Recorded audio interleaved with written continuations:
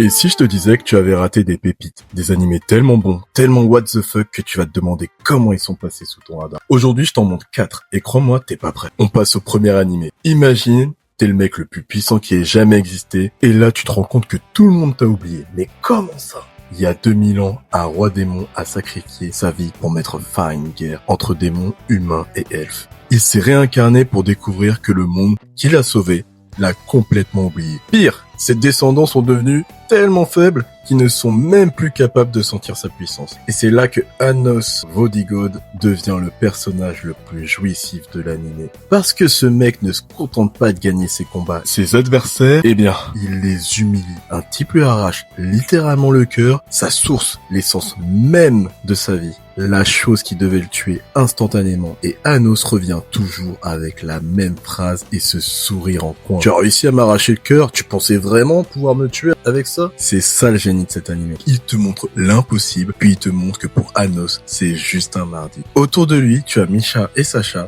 deux sœurs jumelles, hybrides, démons, elfes, rejetées de tous. Il va littéralement adopter ces deux hybrides démons elfes. Tu as Éléonore, l'autre réincarnation, perdue dans le temps, et toute une académie de sang pur, entre guillemets, prétentieux qui vont apprendre un par un qu'ils ont sous-estimé le mauvais gars. Si tu veux un animé où le protagoniste n'a jamais de doute, n'a jamais de tension artificielle, mais où chaque scène te fait dire « What the fuck ?» devant tant de classe et de puissance, The Misfit of Demon King Academy, c'est pour toi BG. Sans transition, on passe à The Wrong Way to Use Healing Magic. Oui, je sais, mon anglais il est pas top, mais bon, on n'est pas là pour ça. Imagine, tu te fais kidnapper littéralement par ta nouvelle coach, parce que ton pouvoir, considéré comme le plus faible et inutile de tous, est le pouvoir le plus incroyable de l'anime. C'est la magie de soin. Et en fait, c'est en train de te condamner. Te condamner à quoi finalement? Ça te condamne à un entraînement des plus zinzins jamais vus dans un anime. Tu vois One Punch Man? J'ai l'impression que là c'est encore plus zinzin que One Punch Man. Comme dans beaucoup d'animés, Usato est un lycéen banal. Il est téléporté dans un autre monde avec deux camarades héros. Il découvre qu'il n'est pas censé être là. Erreur de téléportation. Quelle misère. Sauf qu'il a une affinité rare pour la magie de soin. Et ça attire l'attention d'une seule personne, Rose, capitaine de l'escouade de secours du royaume. Elle l'enlève de force devant le roi lui-même et lui annonce qu'elle va faire de lui quelqu'un qui ne meurt jamais. Mais comment ça qui ne meurt jamais? Le gars il vient d'atterrir. Pourquoi tu parles de mourir déjà?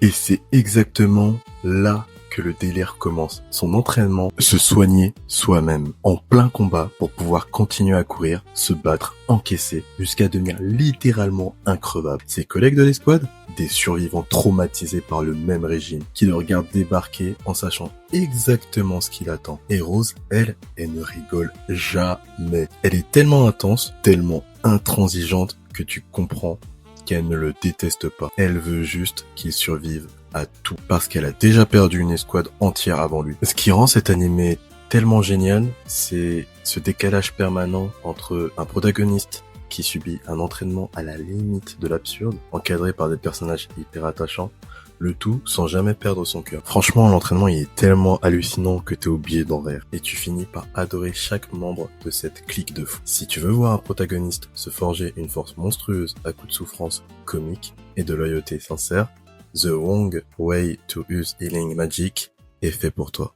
Imagine un roi, mais pas n'importe quel roi. C'est pas un roi gentil. C'est un roi tellement impitoyable que tuer ses ennemis, qu'ils soient soldats, enfants ou civils, n'était jamais une question de morale pour lui. Juste une question de logique. Les forts survivent et les faibles se soumettent ou meurent. C'était sa loi.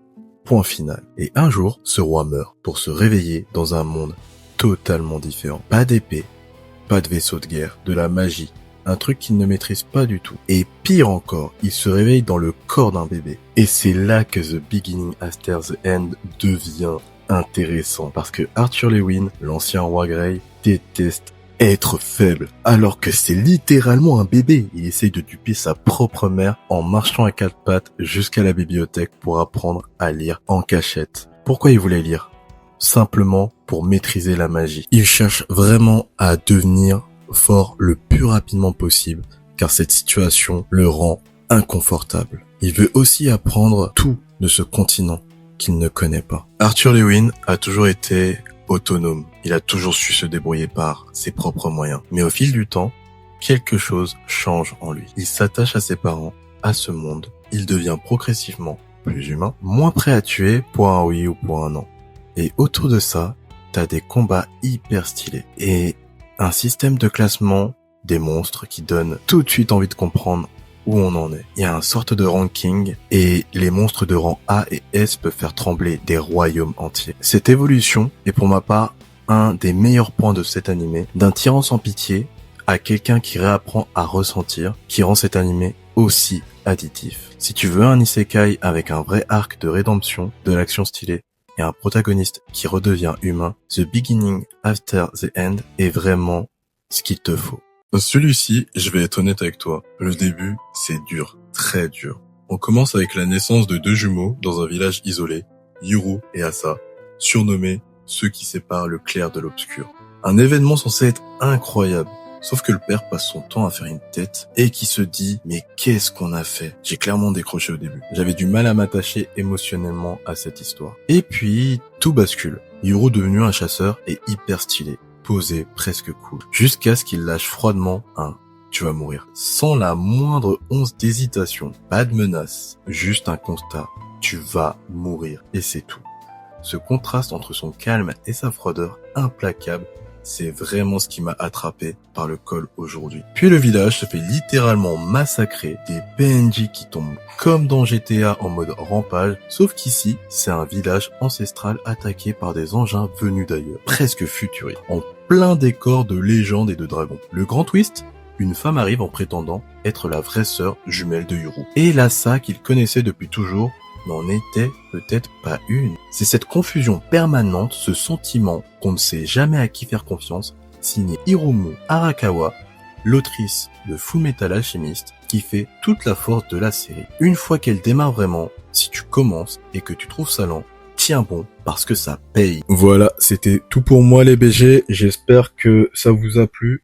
Si jamais vous avez vu ces animés et que vous souhaitez déposer un commentaire pour me dire ce que vous en pensez, ou bien si jamais il y en a un que vous n'avez jamais vu, j'ai vraiment envie d'échanger avec vous par rapport à ces animés qui sont vraiment mes petits bébés. Voilà, c'est pour ça que je vous les ai présentés aujourd'hui. Bon, sur ce, je vous dis à bientôt, prenez soin de vous.